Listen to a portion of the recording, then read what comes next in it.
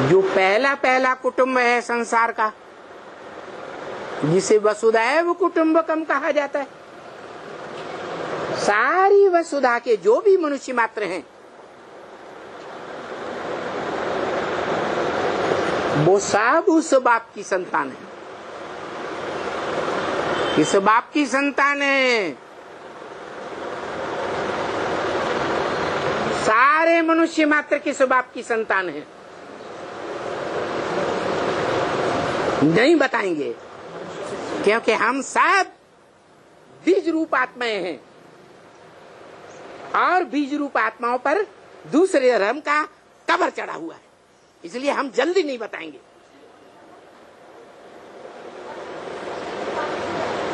कि हम एक निराकार आत्मा की संतान हैं या साकार और निराकार दोनों मेल की संतान है। किसकी संतान है?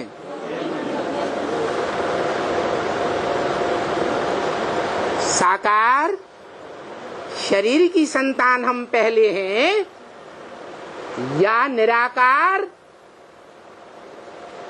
आत्मा की संतान हम पहले हैं? इस सृष्टि में निराकार की संतान हम पहले हैं। और साकार सृष्टि पर कैसे होता है? साकार सृष्टि पर क्या प्रक्रिया है? साकार सृष्टि पर जो माता कही जाती है, धरणी रूपी माता कही जाती है, धारणा शक्ति वाली माता कही जाती है, उस माता के गर्भ में लौकिक दुनिया का मिसाल दिया तो साकार पहले आता है, निर्जीव पहले आता है, 5 तत्वों का पुतला पहले आता है या चैतन्य आत्मा पहले आती है? तो अब बेहद की सृष्टि में वो बेहद का बाप उस बेहद के बाप में से जो पहला पत्ता जन्म लेगा ना, इतना तो मानते हैं। उस पहले बच्चे का शरीर 5 तत्वों का पुतला इस सृष्टि में पहले आएगा माता के गर्भ में या आत्मा पहले आएगी? है?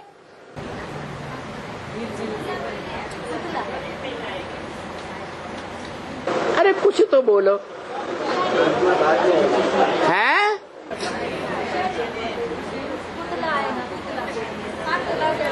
है?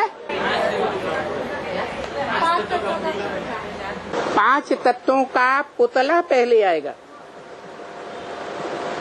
माना जो 5 तत्वों का पुतला आएगा भले सार रूप में, बीज रूप में आएगा। इस दुनिया में हम उसे शुक्राणु कहते हैं, वीर्य कहते हैं। वो माता के गर्भ में पहले आता है। तो जो बेहद की साकार दुनिया है, जब नई सृष्टि बनती है तो उस नई सृष्टि में जो पहला पत्ता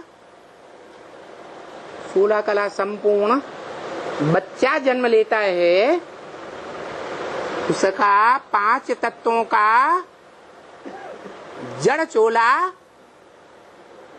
पहले आता है या बाद में आता है? हैं? पहले आता है ना। तो बाप से आता है या माँ से आता है? हैं?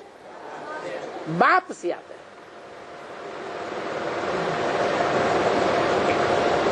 वो बाप कौन?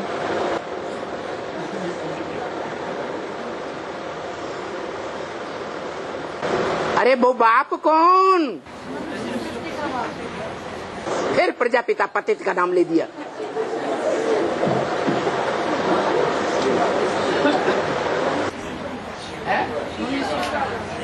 शिव शिव बाबा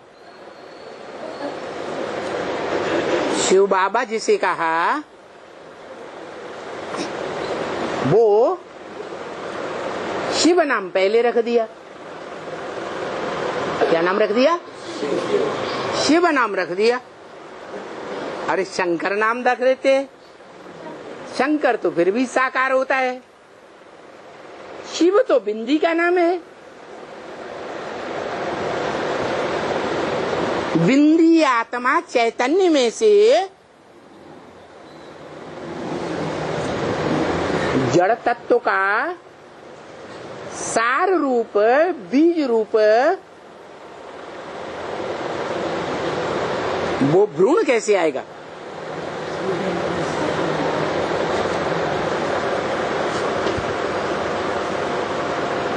अरे शिव से आता है। हा? दो का मेल शिव बाबा कहा जाता है। निराकार आत्मा ज्योति बिंदु और साकार बड़ा रूप लिंग, जो ब्रह्मा मुख से मुरली में भी बोला। क्या छोटा रूप नहीं याद आता है तो क्या करो? बड़े रूप को याद करो। जो चैतन्य आत्मा है अव्यक्त है, अणुरूप है। गीता में भी कहा अणुअणियांशम अनुस्मरेत्य।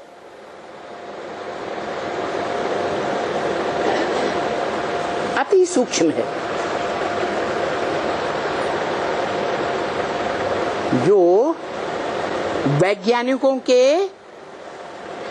यंत्र हैं, जो अणु को एटम को भी पकड़ लेते हैं, वो यंत्र भी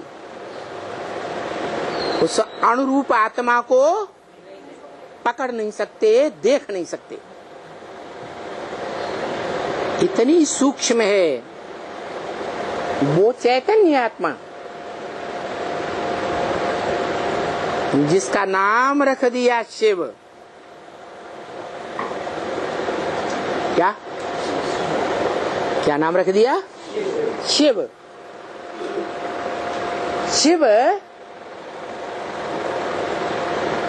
बुद्धि है या मन है या मन बुद्धि दोनों है?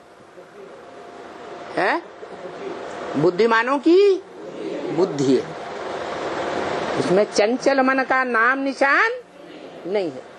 और शिवलिंग में, शिवलिंग में मन है, बड़ा चंचल है।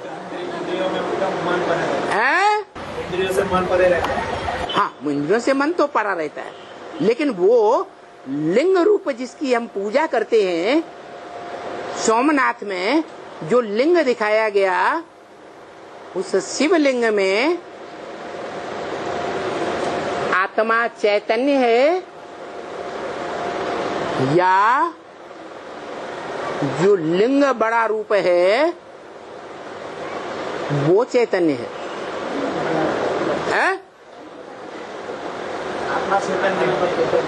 आत्मा चैतन्य है, जो हीरे के रूप में दिखाई गई थी सोमनाथ मंदिर में। वो हीरा किसकी यादगार है? अरे जोर से बोलो, हम बहरे आदमी हैं। हीरो पार्टदारी की यादगार है, क्योंकि शिव न हीरो बनता है ना जीरो बनता है। शिव सुप्रीम सोल ब्रह्मा के मुख से मुरली में कहते हैं क्या? न मैं चक्र में आता हूं, न मैं गिनती में आता हूं।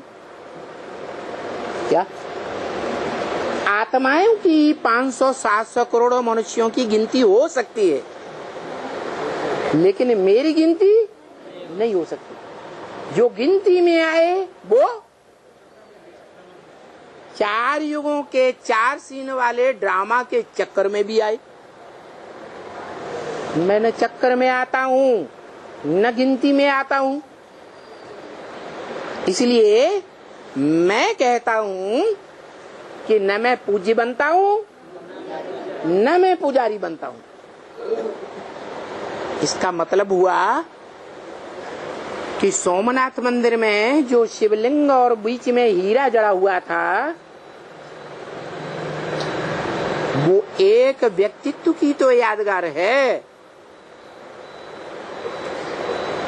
लेकिन वो व्यक्तित्व पूज्य बनता है, देवता, और द्वापर युग से पुजारी भी बनता है। जो पूज्य नहीं बनता, पूज्य माने पूजने योग्य, वो पुजारी भी नहीं बनता। कौन? शिव ज्योति बिंदु न पूज्य माने पूजने योग्य भी नहीं बनता और पुजारी भी नहीं बनता।